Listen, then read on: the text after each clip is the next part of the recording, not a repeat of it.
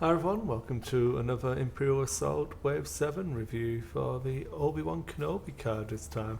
So the articles hit the FFG site, so I'll link the article down in the description on the video.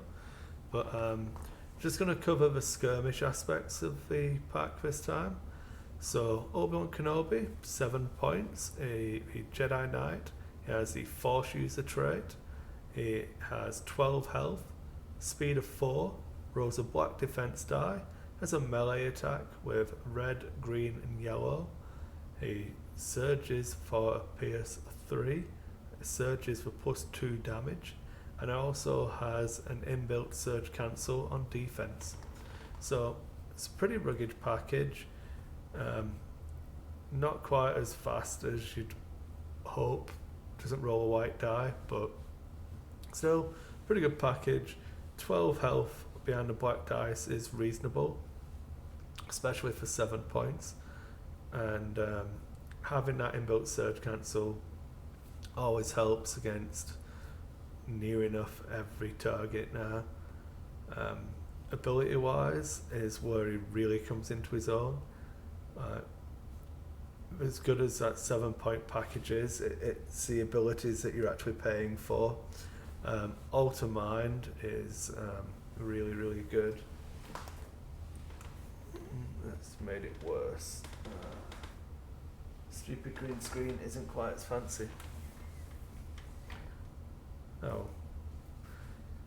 Alter Mind is where the money really is. This is very dependent on the maps that are in the skirmish rotation at the time, but I'm going to talk about it in reference to the Nevian Warzone, the layer map, because that's the newest map in the rotation at the moment. So that's where I'm going to reference for my opinions on its power level. So Alter Mind reads, hostile figures with a figure cost of 6 or less within 3 spaces of you cannot interact and are not counted for purposes of control. So if you're playing constant motion and can keep those droids around about an area 6 spaces wide and drop Obi-Wan in the middle of that, you can't give up any victory points until they kill Obi-Wan.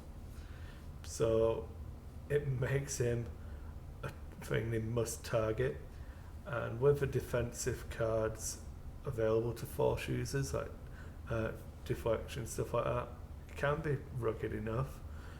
When you tier that with his damage output from the lightsaber strike, it's a really good package at controlling his area around objectives. And then not even that, you can't interact, so you can't pull the stuff away in Fallout. You can't control terminals if he's there. So it can just be a really frustrating piece.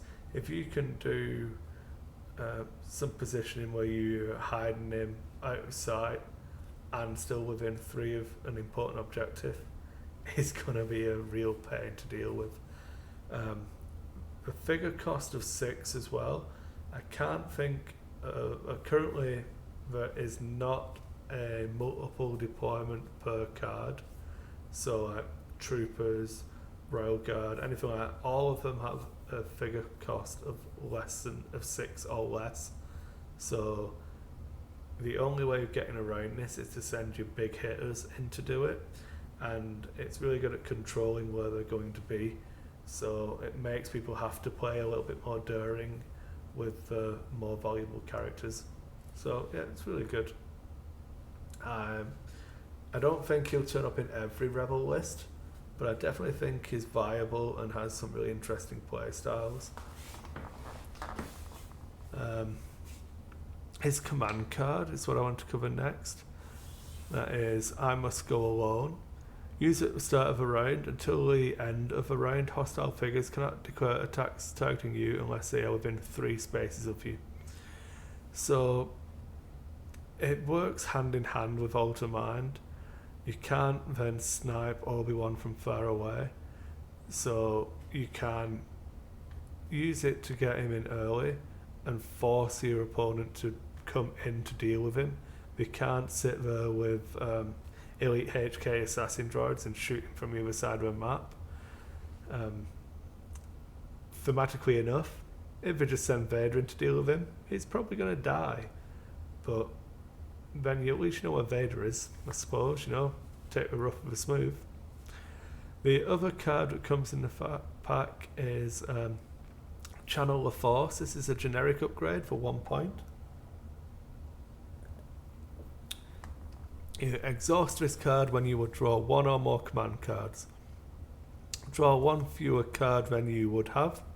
Then search your command deck for a card with a Force user trait, reveal it, and put it into your hand. Then shuffle your command deck. Then choose a friendly Force user. That figure suffers 1 strain equal to the cost of a revealed card. So, how does this work? Even if you're drawing one card, you can choose to draw none and then search your deck for a Force user card. It lets you pull out War of the Dark Side, for example. There's loads of different ones, deflections. It lets you have a more reliable access to the command deck that you've built, all for the cost of strain. So if you've got someone who can take damage, it's good. I'd probably look at this more on the rebel side because of the ways to recover that damage. So a Luke, for example, can pull this. Leia, if she plays her command card, can be a Force user, but it's not one that I really like for her. I've just realised I don't need to be wearing my headset anymore because I'm not on a Skype call. That's really uncomfortable. I'll probably stop fidgeting a little bit.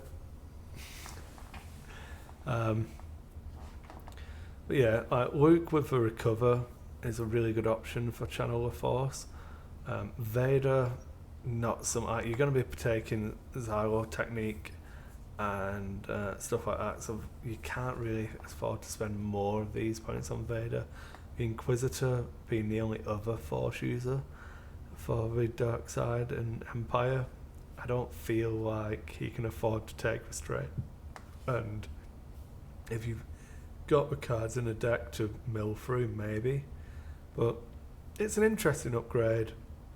Again, I don't think it'll go into every deck and every list, but you can build around it. Gives you a lot more scope to build your Jedi list. So if you've got Luke and AN other Force user, I feel like you're going to want to take this card. There's so many interesting Force user cards now. Speaking of which, we come on to the 2 other command cards that come in the pack. So a powerful influence is a rebel only Force user card. At the start of a round until the start of the next round, hostile figures within 3 spaces of you cannot interact and are not counted for the purpose of control. So this one basically gives you an overpowered version of the Obi-Wan's Alter Mind ability, so it affects all figures regardless of the deployment cost and lasts the full round, so it's good. This one I could see coming in with more than just Luke. Davith is really good with this, especially with Davith's Vanish card as well. You can make him immune to damage and throw him out there to be a powerful influence and stop people controlling stuff. So that's a potentially game-winning combination, which if you draw David's card, you can channel the Force to make sure you get this one and make that combination impossible to fail. The other one is Force Surge. So this one is either or, it doesn't have to be a rebel. until we get some scum Force users. I'm still keeping my fingers crossed for Ahsoka Tano being a mercenary. You use it at the end of your activation to move up to 1 space, then choose an adjacent hostile figure. That figure suffers 2 damage and 1 strain. So that's a very scummy mercenary style of card for 2 damage and 1 strain. So I'm still hopeful that we do get a mercenary Force user. And I really like this card. It's 2 points. Which feels expensive, to be honest, especially when some of the other Force user cards are expensive as well. Certain people really benefit from it. Vader helps him keep moving, so it's always good, but tends to finish his move adjacent to people. So if it helps you finish somebody off and then move again. If you've played Vader's card as well, you can potentially kill someone, get to do another action, keep that snowball rolling. So a good one there. Inquisitor, it's more guaranteed damage. So if you're throwing that lightsaber around, cleaving people left, right and centre, this can help finish off someone who you've cleaved through.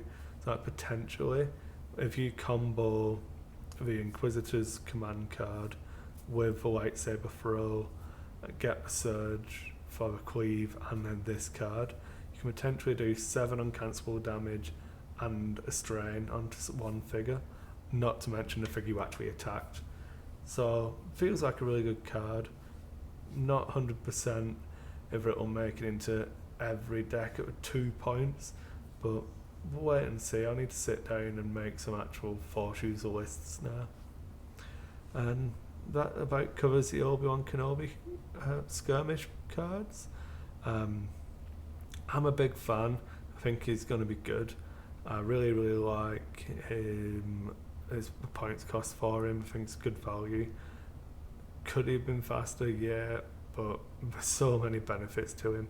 I didn't in fact cover Into a Force as well, which I purely see as a bonus to taking him. I don't feel like even if he didn't have it, I would still take him for 7 points.